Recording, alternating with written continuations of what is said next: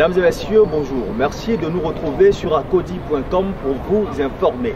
Elle est née en 1990 de la volonté des étudiants de réclamer leurs droits. La FESI, la Fédération estudiantine et scolaire de Côte d'Ivoire, occupe depuis le début de l'année scolaire 2017 les colonnes des journaux ivoiriens. Et pour cause d'une manifestation contre les frais supplémentaires des inscriptions dans ces 10 établissements. Pour en parler, nous recevons ici et maintenant pour vous, bien évidemment, Sinclair Allah. Il est le premier secrétaire général de la FESI, l'on appelle le général Makelele. Bonjour général. Bonjour. Merci d'être avec nous aujourd'hui. Qu'est-ce que vous reprochez concrètement à ces frais annexes? Il faut dire que depuis la rentrée scolaire, il y a des stratégies d'escroquerie organisées qui sont mises en place. Depuis le ministère jusqu'à nos lycées et collèges.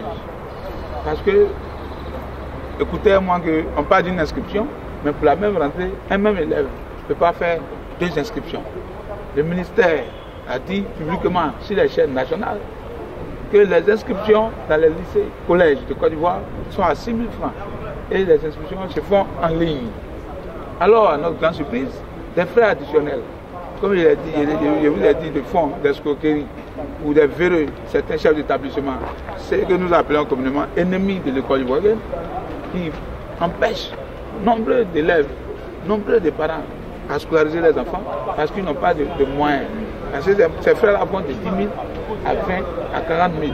Ça varie du lycée, d'un lycée X à un lycée Y. Ces frais, comme vous le dites très souvent dans vos différentes revendications, sont décidés par les comités de gestion que l'on appelle les COGES. Mais ces comités, naturellement, doivent fonctionner. Oui. Donc, est-ce que ce n'est pas normal que ces frais soient imposés ou ajoutés à l'inscription pour le fonctionnement de ces comités de gestion des établissements? Ok, merci. Il faut dire qu'à l'origine, le COGES est un organe de contrôle de la gestion du représentant étatique qui est le proviseur ou le censeur dans l'établissement. Aujourd'hui, il faut attirer l'attention de l'opinion nationale et internationale que le COGES est une sous-direction du ministère de l'Éducation nationale. Le COGES s'est transformé finalement. Voilà. Et donc, aujourd'hui, la PIT,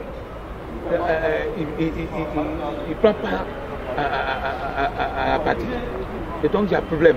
C'est pour cela que nous ne voulons pas que le COGES, qui reçoit déjà un pourcentage dans ce que les parents débouchent en ligne, encore créer des ressources additionnelles ou privées, encore dans la poche de nos parents.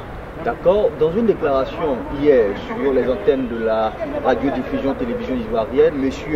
Edouard Aka, qui est le premier vice-président du collectif de l'association des parents d'élèves, a démontré, a affirmé l'adhésion totale et parfaite des parents d'élèves à ces frais supplémentaires contre lesquels vous luttez. Comment vous justifiez donc finalement, si les parents qui décident d'après lui, à l'issue d'une assemblée générale sont d'accord, pourquoi vous, les étudiants et les élèves, vous êtes contre? Ok, merci bien. Je vous ai parlé d'une grosse machine d'arnaque et je vous mets au défi de sortir, croiser une femme au marché qui a son fils dans un établissement public. Demandez-lui, vous connaissez vous, monsieur Aka, Etienne? Je suis sûr que si vous prenez 10 parents sur les 10 personnes, c'est une association. C'est une association. C'est un clan, en fait. C'est un clan d'escrocs. C'est d'escrocs, et j'insiste sur mes mots, d'escrocs. Et cette escroquerie, elle est organisée depuis le ministère. Depuis le ministère, seul but de se faire des sous de manière illicite. Et c'est cela qui est dommage. D'accord, et vous manifestez, vous décidez. Nous avons demandé que tout ce que le gouvernement a pris comme décision soit respecté, parce que c'est une mesure sociale. Alors quelles sont ces décisions prises qui selon vous ne sont pas respectées? Bon, le gouvernement a dit officiellement, via le directeur du PASREF, à la première chaîne ivoirienne, que les inscriptions sont à 6 000 francs en ligne. À part ça, il n'y a plus d'autres frais. Mais d'où viennent les frais qui varient entre 10 000 et 17, 20 à 40 000? Donc les frais varient en fonction des établissements. Donc ce sont les établissements qui mettent en place ce système-là, naturellement. Avec les COGES. Avec les COGES. Oui. Mais est-ce que ce n'est pas pour le fonctionnement, est-ce que ces frais supplémentaires qui s'ajoutent ne sont pas justifiés? Bon, un lycée où il n'y a pas de toilettes, où on impose les papiers hygiéniques. Les papiers hygiéniques qui coûtent à la boutique à 100 francs sont revendus au lycée à 250 francs. Revendus à qui? Aux élèves. Et c'est obligatoire. C'est-à-dire que 2 à 500. Lorsque tu ne payes pas, tu n'as pas accès à la classe. Pendant que ton père ou ta mère a fini de t'inscrire en ligne, logiquement, lorsque tu es inscrit, tu dois prendre part au cours. Et donc, ces autres frais-là sont des conditionnements pour l'accès ou pour l'entame du cours. Alors il y a problème. Parlons un peu de votre façon de manifester aujourd'hui. Depuis la création de la FESI jusqu'à aujourd'hui, l'histoire de la FESI, vos activités, votre protestation, finalement, a démontré une certaine violence par laquelle la FESI agit.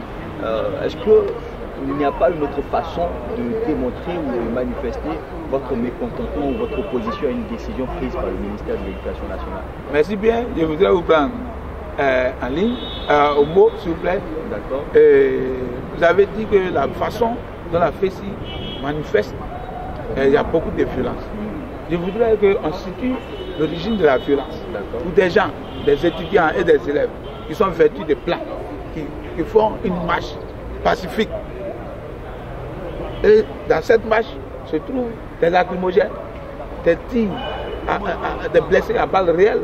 Je pense que la FESI n'est pas une milice, c'est une organisation, une association d'élèves et d'étudiants. Donc elle n'a pas d'âme. Alors d'où la violence vient? Je pense que la violence vient de ceux qui ont créé ces clans pour extorquer des fonds à nos parents, qui ne veulent pas que la gente étudiantine et scolaire de Côte d'Ivoire s'exprime ou dévoile tous ces micmacs, tous ces business qu'ils ont transformés. Ils ont enlevé les business dans les marchés pour aujourd'hui venir les créer en sous-groupe dans nos lycées collèges. Et là, la FESI a pris position carrément. Et nous avons dit, depuis, nous avons manifesté par courrier, nous avons organisé des sites, nous avons interpellé la tutelle. Mais si la tutelle refuse de créer le cas d'échange, c'est bien évidemment parce qu'elle n'a pas d'argument. Naturellement. Alors, Général Makelele, nous sommes pratiquement au terme de cette interview. Qu'est-ce que vous attendez concrètement aujourd'hui du ministère et du gouvernement ivoirien? Ok, Dieu merci à son article 7, la FESI. L'article 7 l'a prévu, a toujours privilégié le dialogue. Le dialogue, et donc, en faisant tous ces faits part aux différents ministres de tutelle et avec leurs collègues et tout ça, ministres, c'était pour interpeller ou attirer l'attention du gouvernement si ce qui se passe dans les lycées collèges de Côte d'Ivoire, si ce n'est pas de leur ressort. Alors, lorsque un gouvernement est interpellé, la procédure, c'est d'appeler ceux qui ont fait le courrier pour comprendre ce qu'on ne comprend pas, ou bien pour expliquer ce qui est à expliquer. Mais malheureusement, nous sommes dans un pays dit démocratique, mais face au courrier qu'on fait, face au sitting, face aux marches pacifiques, c'est la répression de l'armée de Côte d'Ivoire. C'est des étudiants qui sont violés, violentés, des étudiants qui sont fracassés, des ordinateurs emportés et des poursuites judiciaires, des arrestations, et là et autres. C'est dommage. Pour une école développée, nous n'avons pas besoin de ça.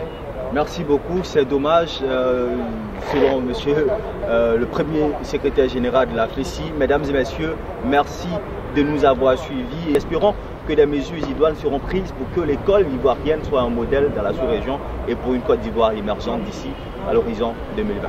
Merci de nous avoir suivis.